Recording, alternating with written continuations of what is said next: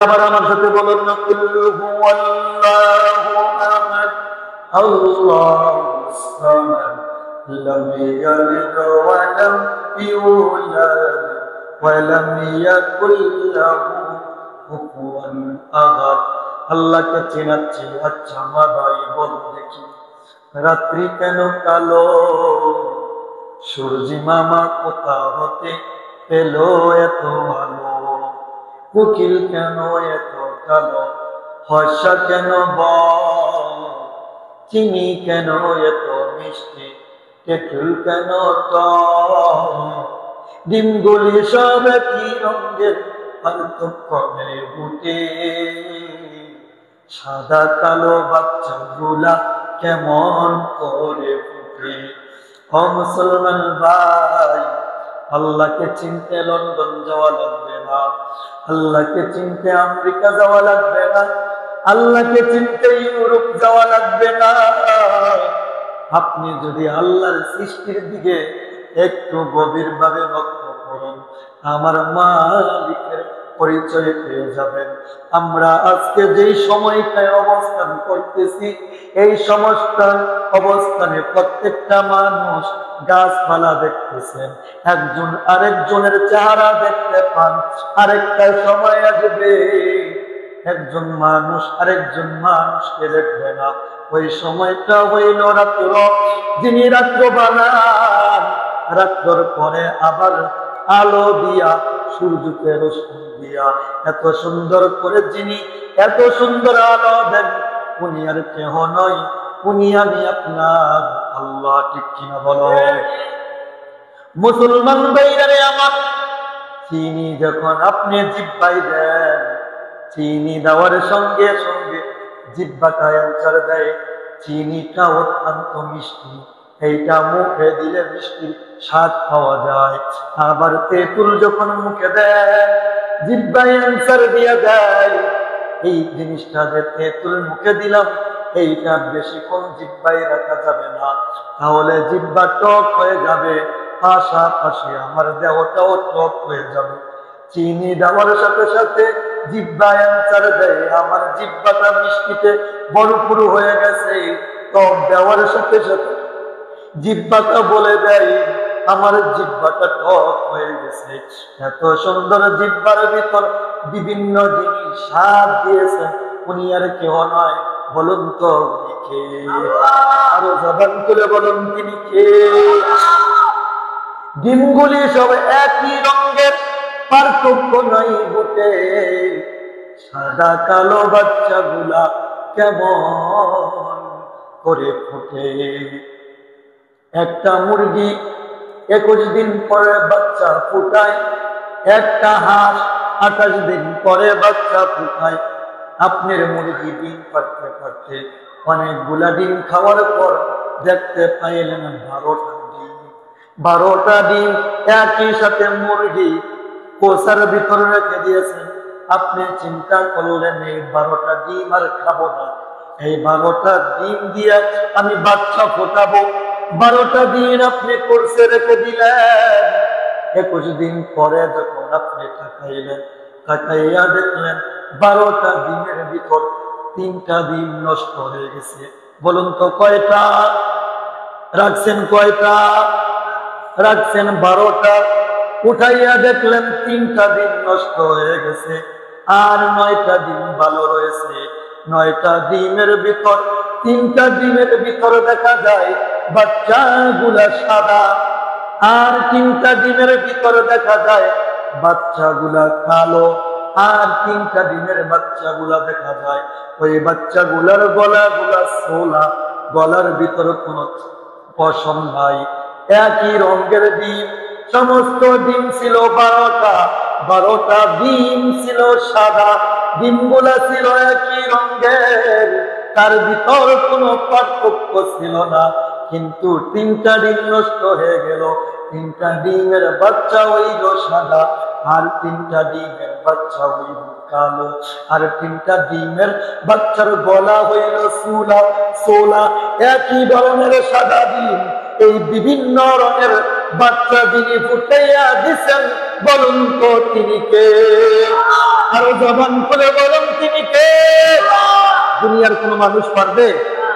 একই রঙের ডিম, একটা ডিমের ভিতর কিছু বাচ্চা হয় কালো, কিছু বাচ্চা হয় সাদা, কিছু বাচ্চার দেখা যায় গলা চুলা, কিন্তু ডিম তো ছিল কি? বলুন তো ডিম কি ছিল? এই সাদা ডিমে বিভিন্ন রঙের বাচ্চা যিনি ফুটাইয়া দেন, বলুন তো কি করেছিলাম? এর ধারাবাহিকতায় আজকে আমরা সূরাতুল ইখলাস নিয়ে আলোচনা করব। ওমা তৌফিক ইল্লা বিল্লাহ।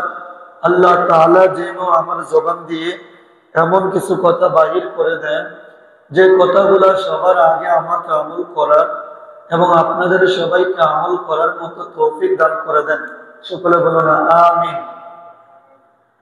সূরাতুল ইখলাস কুরআনুল কারীমের 114টি সূরার মধ্যে 12তম সূরা। এই সূরার নামকরণ করা হয়েছে ইখলাস।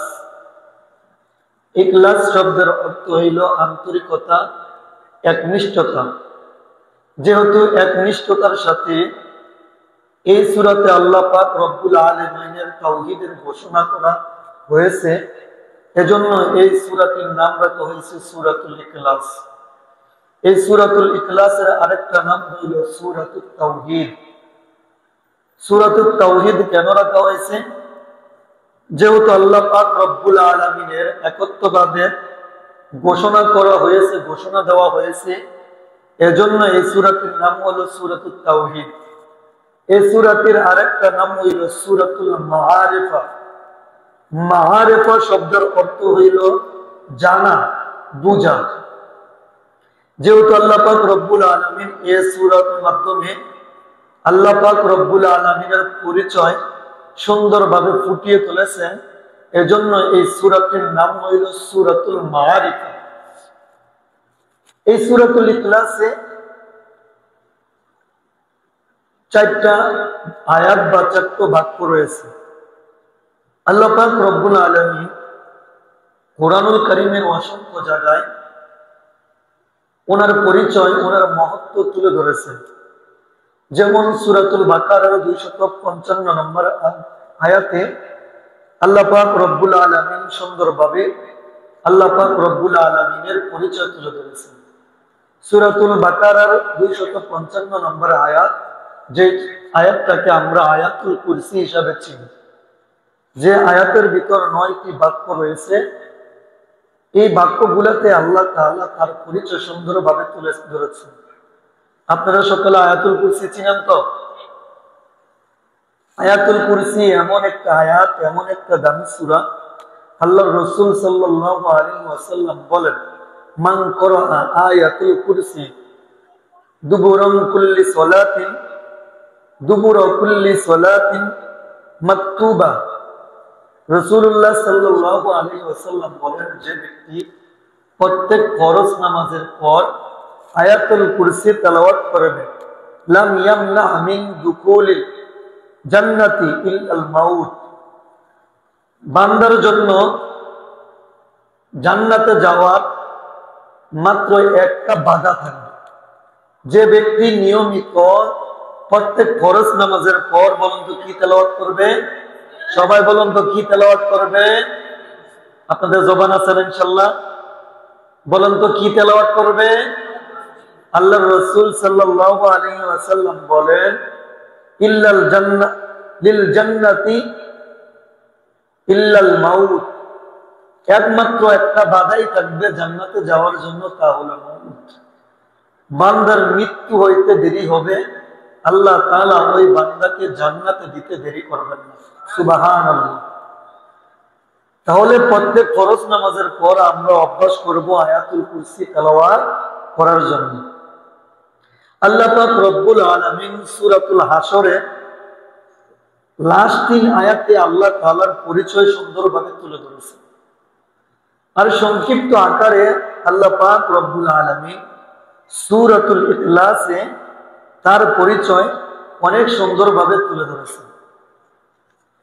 এই সূরাতুল ইখলাস এমন এক সূরা, ইমাম আহমদ বিন হাম্বল রহিমাহুল্লাহ বলেন, যে ব্যক্তি প্রতিদিন ফরজ নামাজের পর দৈনিক 10 বার সূরাতুল ইখলাস তেলাওয়াত করবে, তাকে আল্লাহ তাআলা কি মর্যাদা দিবেন? আল্লাহ তাআলা তার জন্য জান্নাতের 8টি দরজা খুলে দিবেন, আর আল্লাহর ফেরেশতারা ডাকতে থাকবেন, উদখুল বিআইয়ি বাবিন তাশা। ও আল্লাহর বান্দা, ও আল্লাহর বান্দা, তোমার আল্লাহ তাআলা জান্নাতের সবগুলো দরজা খুলে দিয়েছেন, তোমার যেই দরজা দিয়ে মন চায় তুমি ওই দরজা দিয়ে জান্নাতের ভিতরে চলে যাও। জোরে জোরে বলি সুবহানাল্লাহ।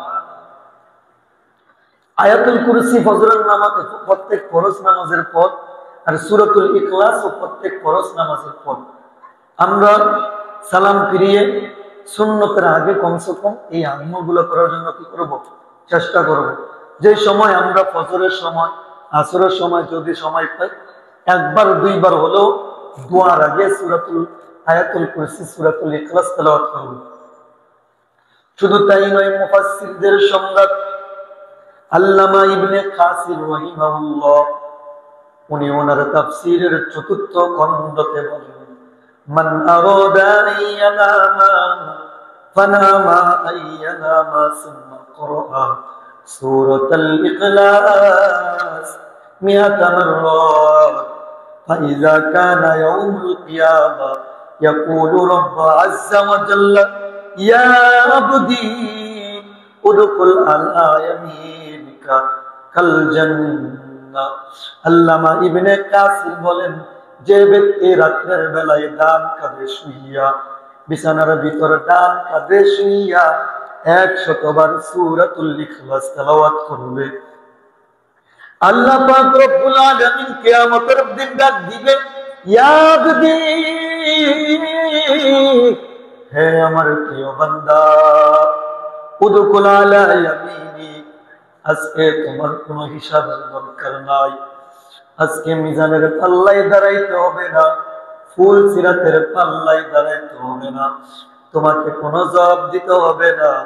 ইয়ামিনিকা কাল জান্নাহ, তুমি যখন প্রত্যেক দিন ঘুমের বেলায় ডান কাঁধে শুইয়া শুইয়া 100 বার সূরাতুল ইখলাস পড়ছো, আমি আল্লাহ আল্লাহ ঘোষণা দিলাম, আজকে ডান দিক দিয়ে তুমি জান্নাতের ভিতর প্রবেশ করে নাও। আরো জবান করে বলি সুবহানাল্লাহ। তাহলে এই সূরাতুল ইখলাস পড়ার দরকার আছে কি নাই?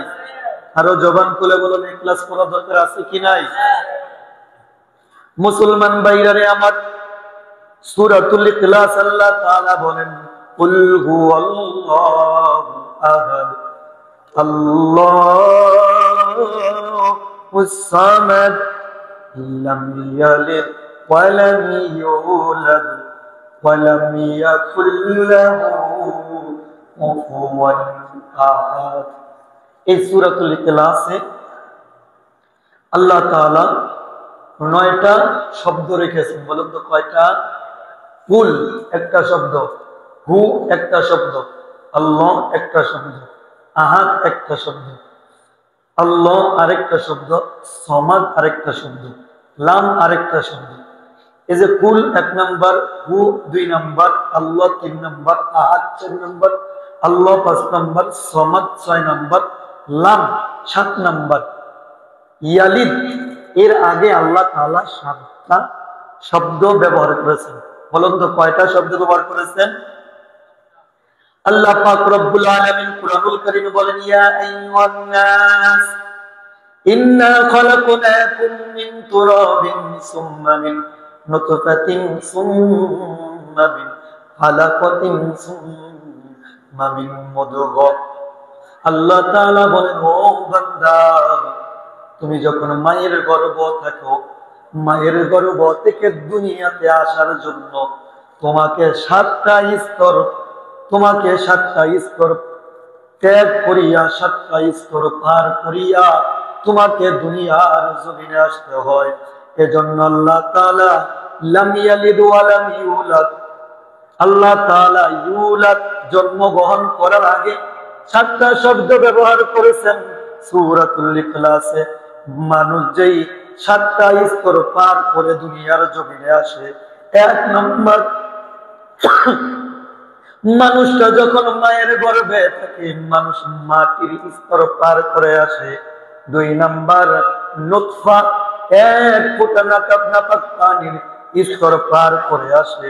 3 নম্বরে আলাদ জমাটো রক্ত আল্লাহ তাআলা ওই এক টুকরা নাপাক পানি থেকে জমাট রক্ত বানান। 4 নম্বর মুতগ ওই রক্ত থেকে আল্লাহ তাআলা এক টুকরা গোশত বানাইয়া দেন। 5 নম্বর ইজমা ওই গোশতের মধ্যে আল্লাহ তাআলা হাড্ডি তৈরি করে দেন। 6 নম্বরে আল্লাহ তাআলা ফাকাসাউনাল ইজামা লাহমা আল্লাহ তাআলা ওই বান্দার গোশতের ভিতর চামড়া দিয়া বেষ্টন করে দেয়। 7 নম্বর সুম্মান শালাহু খলকন আকর ওই সুন্দর মাটির দেহের ভিতর আল্লাহ তাআলা সুন্দর একটা রূহ দিয়া কলব দিয়া আল্লাহ তাআলা মায়ের গর্ভে 10 মাস 10 দিন রাখিয়া দুনিয়ার জমিনে যিনি প্রেরণ করেন বলুন তো তিনি কে? আরো জবান খুলে বলুন তিনি কে? এজন্য আল্লাহ তাআলা বলেন কুল্লু হুয়াল্লাহু আহাদ। যারা আমার সাথে পারেন সকলে বলুন কুল্লু হুয়াল্লাহু আহাদ আল্লাহুস সামাদ লাম ইয়ালিদ ওয়া লাম ইউলাদ ওয়া লাম ইয়াকুল লাহু কুফুয়ান আহাদ। আপনাদের অনেককে দেখি ভয়ঙ্কর অবস্থায় আপনারা সুন্নত পড়েন, আপনাদের বয়ানের পরে সুন্নতে টাইম দেওয়া হয় না। যদি কেউ দুকুলেল মাজিদ করতে চান তাহলে আজানের সাথে সাথে মসজিদে চলে আসবে। কি জন্য? যখন বয়ান করি এখানে কি কোরআন হাদিস বলা হয় না? আপনি নামাজ পড়বেন, এটা হয় ইবাদত।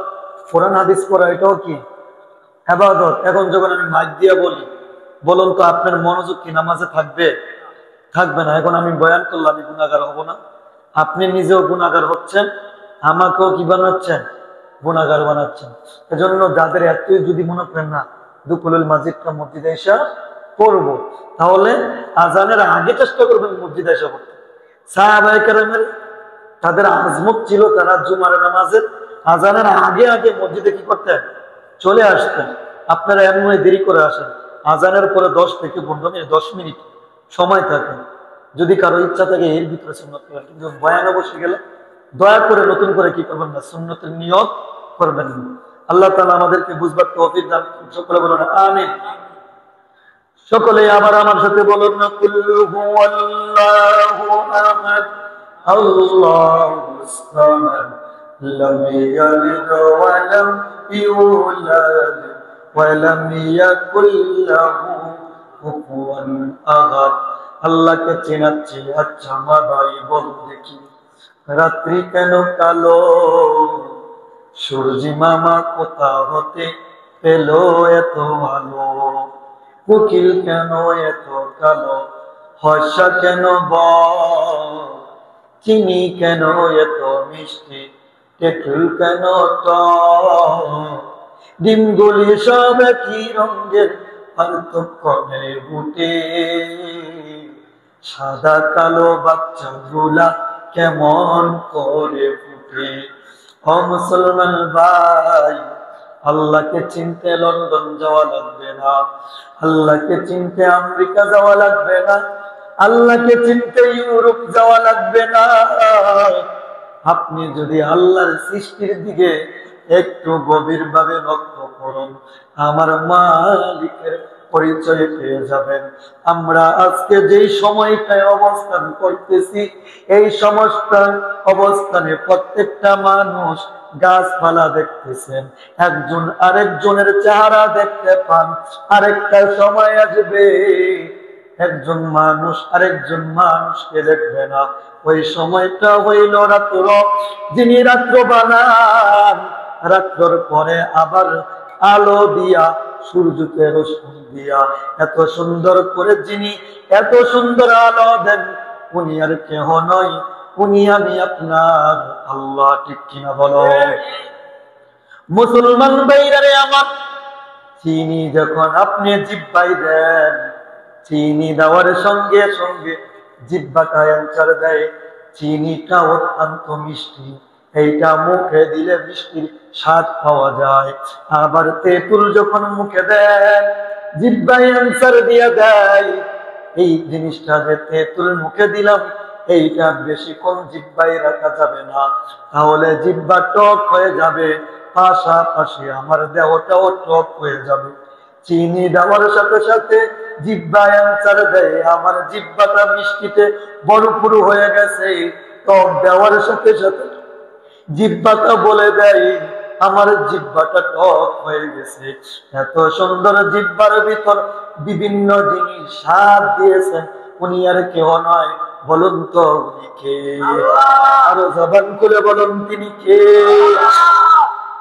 ডিমগুলি সব একই রঙের, পার্থক্য নাই বুটে, সাদা কালো বাচ্চাগুলা কেমন করে ফুটে। একটা মুরগি 21 দিন পরে বাচ্চা ফুটায়, একটা হাঁস 28 দিন পরে বাচ্চা ফুটায়।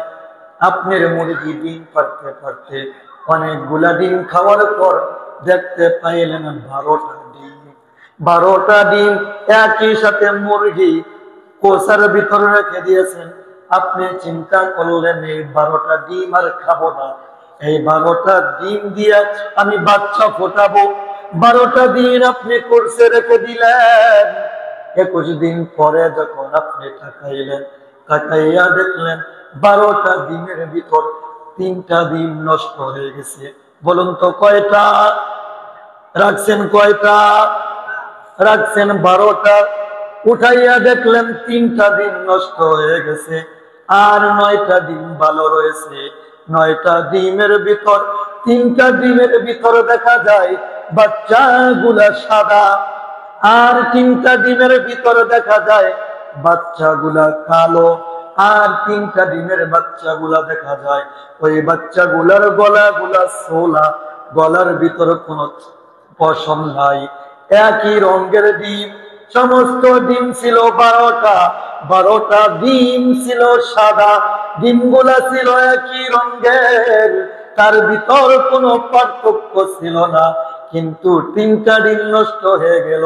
3টা ডিমের বাচ্চা হইল সাদা, আর 3টা ডিমের বাচ্চা হইল কালো, আর 3টা ডিমের বাচ্চার গলা হইল সোলা সোলা।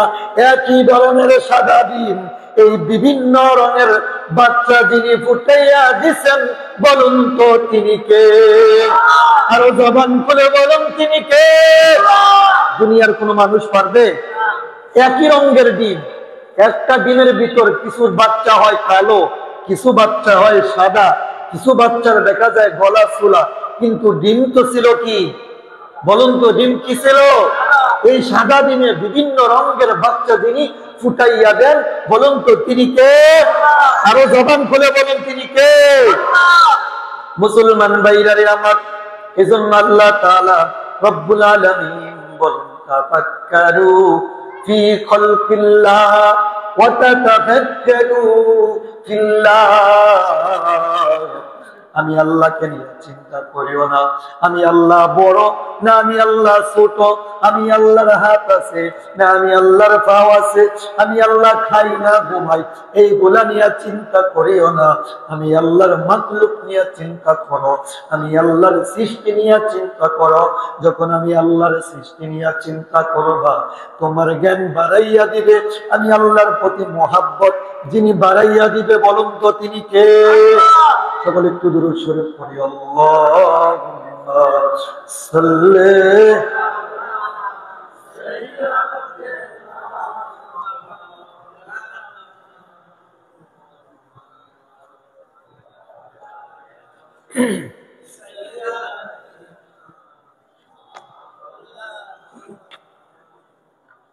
আল্লাহ তাআলা বলেন তাফাক্কারু ফি খালকিল্লাহ ওয়া তাতাফাক্কারু ফিল্লাহ।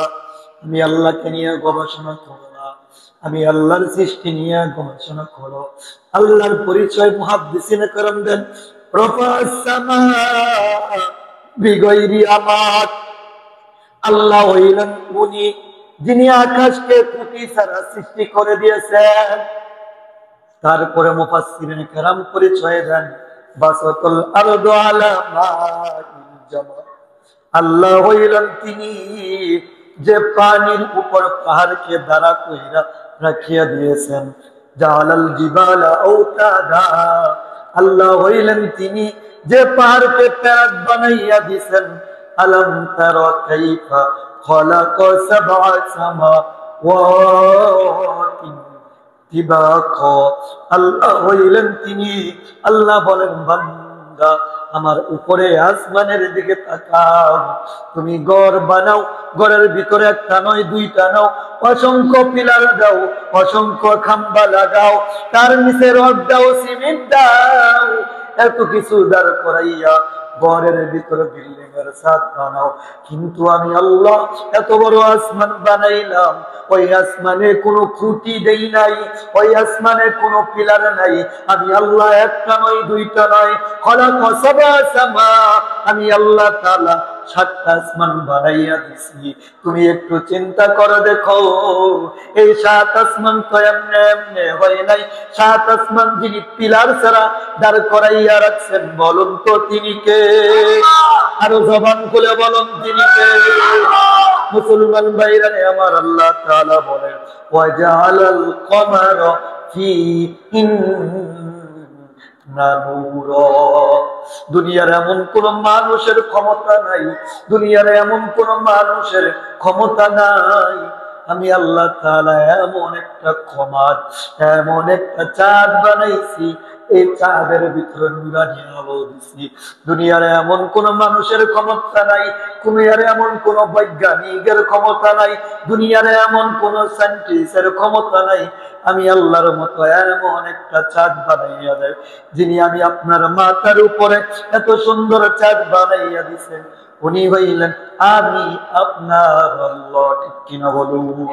আরো জবান খুলে বলুন ঠিক কিনা?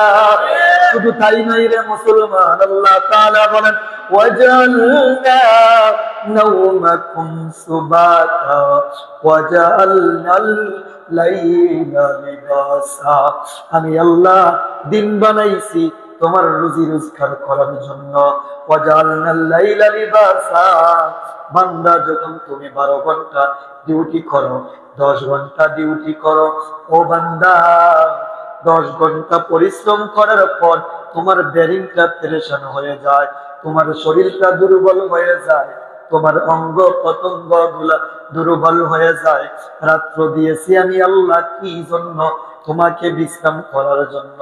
বান্দা সূর্যের আলোর তাপে তোমার কষ্ট হয়, ওয়াজালনাল লাইলা লিবাসা, এজন্য আমি আল্লাহ তাআলা রাতটাকে তোমার জন্য আরামদায়ক বিছানা বানাইয়া দিয়েছি, আকাশের ভিতরে চাঁদ দিছি, আকাশের ভিতরে তারকা দিছি, তোমার জন্য রাত্র দিলাম।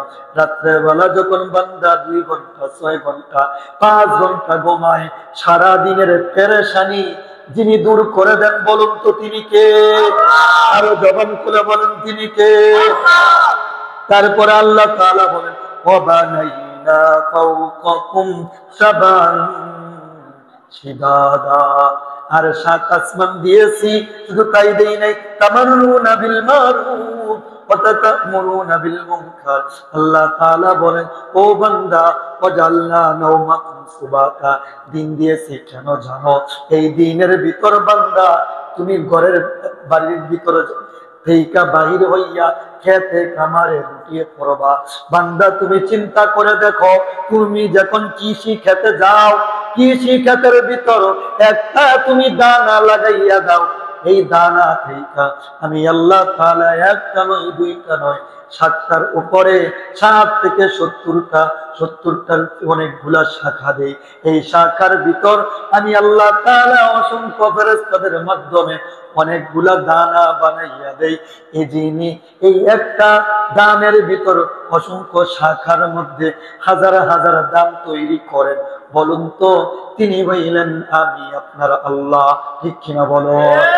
পৃথিবীতে কোনো বৈজ্ঞানিক সৃষ্টি হয়েছে? গাছের ভিতরে একটা আম গাছ রোপণ করে এই একটা গাছের ভিতর হাজার হাজার আম দেওয়ার মতো কারো ক্ষমতা আছে? সাধারণ একটা গাছ নিয়ে যদি গবেষণা করি, তাহলে আমি আপনার জীবন আল্লাহর পরিচয় পেয়ে যাবো। কিচ্ছু না, বৈজ্ঞানিকদের জন্য চ্যালেঞ্জ, পারলে মানুষের মতো আল্লাহ তাআলা যে রুটা দিছে, এরকম রু বানাই একজন মানুষের পেটে পারলে, মানুষের শরীরে পারলে ঢুকাও। সারা পৃথিবীর বৈজ্ঞানিক যদি একদিকে রাখা হয়, পারবে?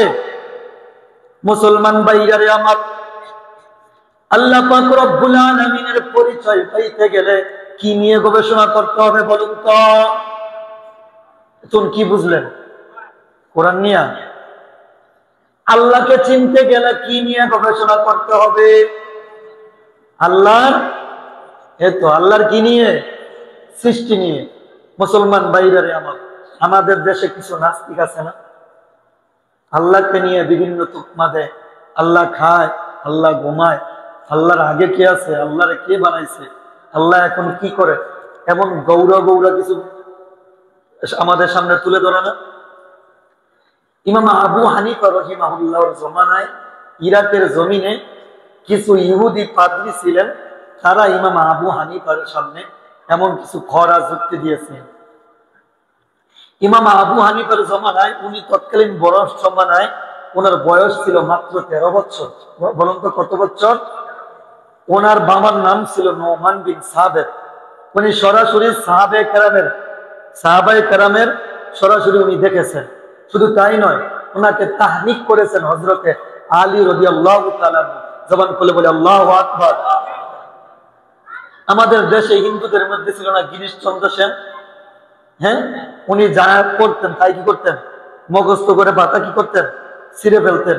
আমাদের ভিতরে আরেকজন ছিল লোকমান হাকিম রহিমাহুল্লাহ, উনিও যা পড়তেন সবকিছু মনে রাখতেন। এর ভিতরে আরেকজন ছিল ইমাম আবু হানিফা রহিমাহুল্লাহ, উনি যেইটা একবার শুনতেন, উনি যেইটা একবার করতেন, এইটা আজীবন পর্যন্ত উনি মনে রাখতেন। জোরে সোরে বলি সুবহানাল্লাহ। ইমাম আবু হানিফা এমন ছিল, নোমান বিন সাবেত রহিমাহুল্লাহ আমাদের মাযহাবের ইমাম, ওনাকে হযরত আলী রাদিয়াল্লাহু তাআলা আনহু ওনার নিজের হাত দ্বারা খেজুরকে চিবিয়ে, বলুন তো কি, খেজুরকে চিবিয়ে ওনার মুখে দিয়েছেন। এটা তাহনিক। ইসলামের ভিতরে এটা নবীর সুন্নতের ভিতরে একটা সুন্নত। আজকে যদি আমরা ভুলে গেছি, এই সুন্নতটা আমাদের ভিতর মরে গেছে, আমরা জানি না। যখন বাচ্চাগণ দুনিয়াতে আসে, সর্বপ্রথম ডান কাতে কি দেওয়া? আজান দেওয়া। বাম কাতে ইকামত দেওয়া। তারপরে তার চুল, যে চুলগুলো থাকে, এই চুল অনুযায়ী ওজন দিয়ে স্বর্ণ অথবা রূপা এটা গরিব মিসকিনকে কি করে দেওয়া? দান করে দেওয়া। বাচ্চা যখন মৃত্যু হয়ে যায়, খেজুর নিয়ে একজন বুজুর্গ আলেমের কাছে নিয়ে একটা খেজুর চিপিয়ে এইটার রসটা বাচ্চার মুখে দেওয়া। আজকে আমি আপনার সন্তানের জবান কেন ভালো না, আপনার সন্তান কেন মদখোর হয়, আপনার সন্তান কেন ইয়াবাখোর হয়, আপনার সন্তান কেন নেশাখোর হয়, আপনার সন্তান কেন চুরি আর ডাকাতি করে, আপনার সন্তান কেন নির্যাতন করে, একটাই কারণ, আপনি সন্তানকে সর্বপ্রথম সুশিক্ষায় শিক্ষা দেন নাই। ঠিক কিনা বলো? আজকে আরেকটা আমাদের সমাজে মরণ বিধি হয়ে গেছে।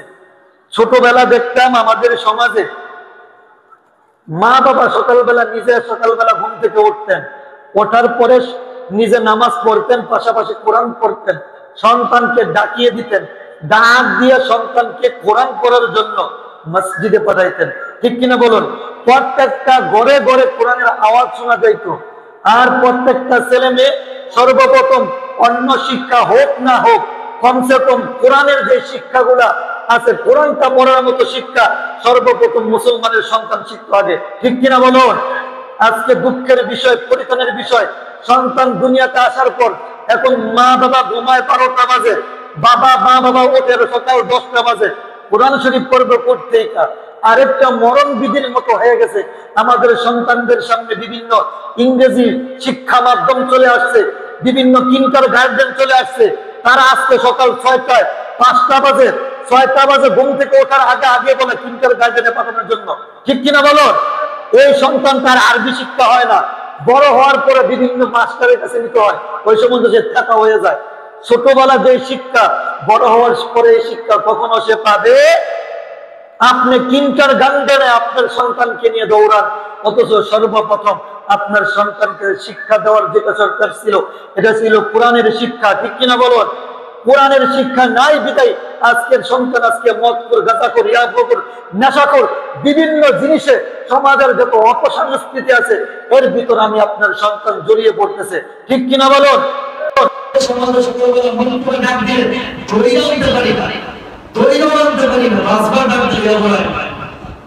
আমরা কতটুকু কষ্ট হয়েছি। তারপরে আমাদের সমাজের কোচিং মাস্টার গুলো, তোমরা ছাত্রদেরকে বলো বিকালবেলা পড়ো, কোরআনের পড়া নষ্ট করো। এই ছেলে মেয়ে যখন বড় হবে, কোরআন পড়বে না, ডাক্তার হবে,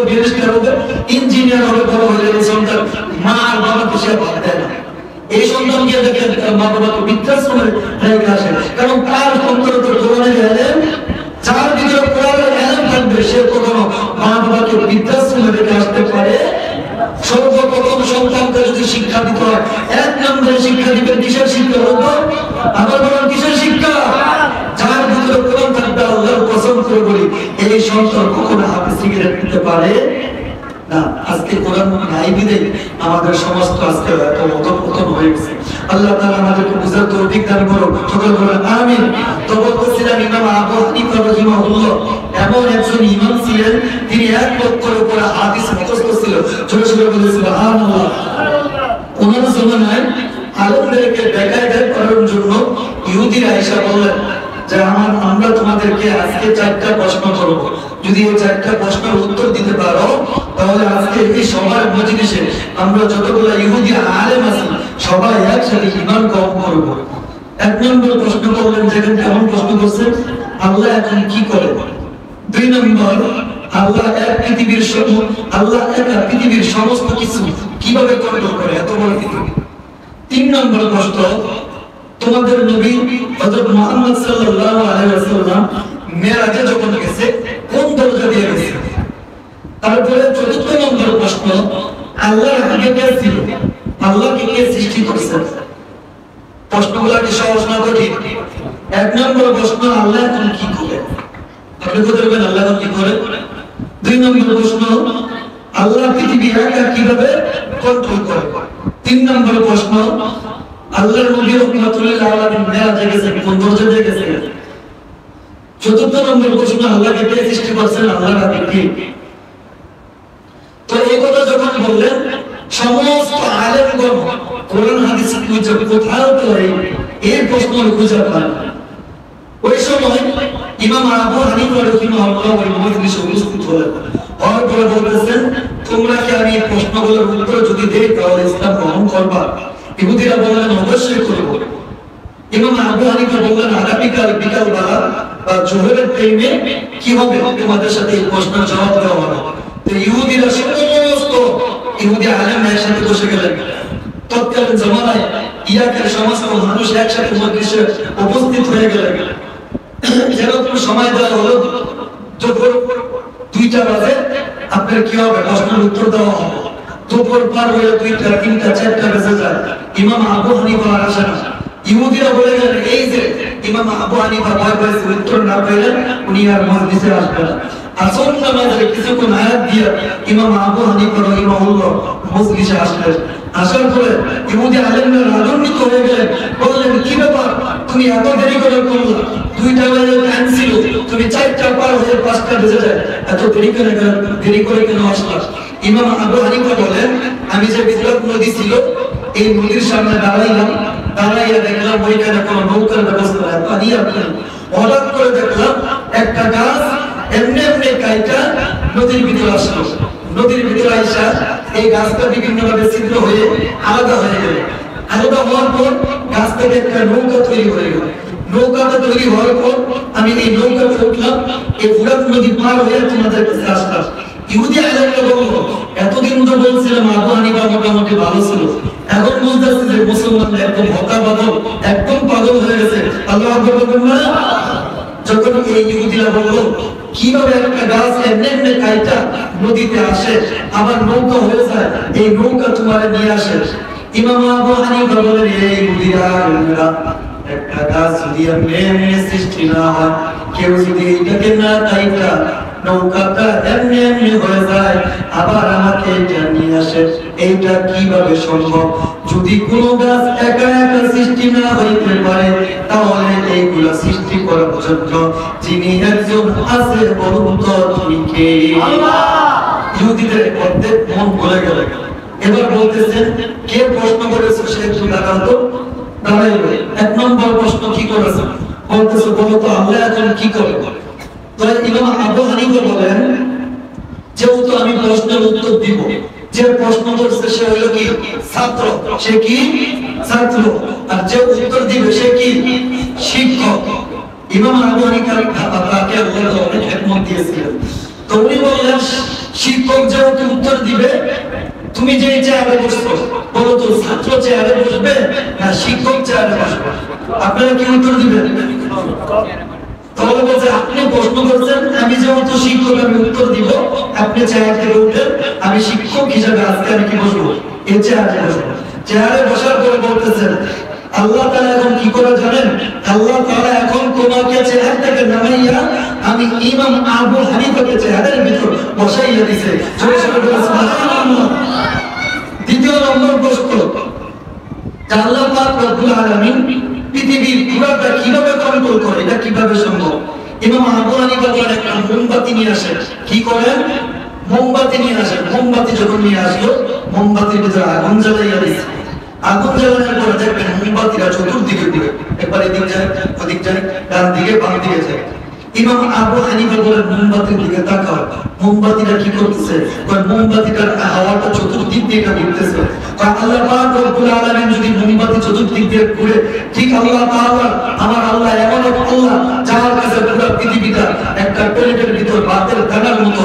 আল্লাহ তাআলা পুরো পৃথিবীকে এই মোমবাতি যখন চতুর্দিক দিয়ে বেষ্টন করে আছে, আমার আল্লাহ তাআলা কুদরতিভাবে এই পুরো পৃথিবীটাকে বেষ্টন করে আছে। জোরে সরে বলে আল্লাহু আকবার। দ্বিতীয় নম্বর প্রশ্ন, মুসা আলাইহিস আল্লাহর নবী রাহমাতুল লিল আলামিন যে মেরাজের ভিতরে গেছেন, কোন দরজা দিয়ে গেছেন? আল্লাহর হযরত ইমাম আবু হানিফা বলেন তোমরা একটা ডিম নিয়ে আসো। ডিম নিয়ে আসার পরে প্রশ্ন করলো, বলো যে এই যে ডিমটা দেখছো, এই ডিমের ভিতরে যখন বাচ্চা ফুটে, বলো তো ডিমের কোন দিক দিয়ে বাচ্চাটা আসে? ডান দিক দিয়ে যায় না বাম দিক দিয়ে যায়? কোন দিক দিয়ে যায়? কোন দিক দিয়ে ফুটে? তোমরা কেউ বলতে পারবা? ইহুদিরা বলে এই প্রশ্ন তো আমাদের জানা নাই।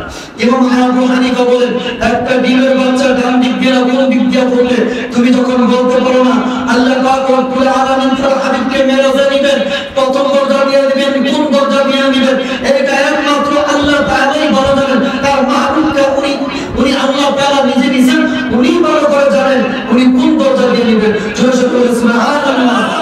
চতুর্থ নম্বর প্রশ্ন, আল্লাহ তাআলা সৃষ্টি কে করেছেন? আল্লাহর আগে কে ছিলেন? ইমাম আবু হানিফা বলেন তোমরা অঙ্ককে ভালো বুঝো, আমার সামনে আসো।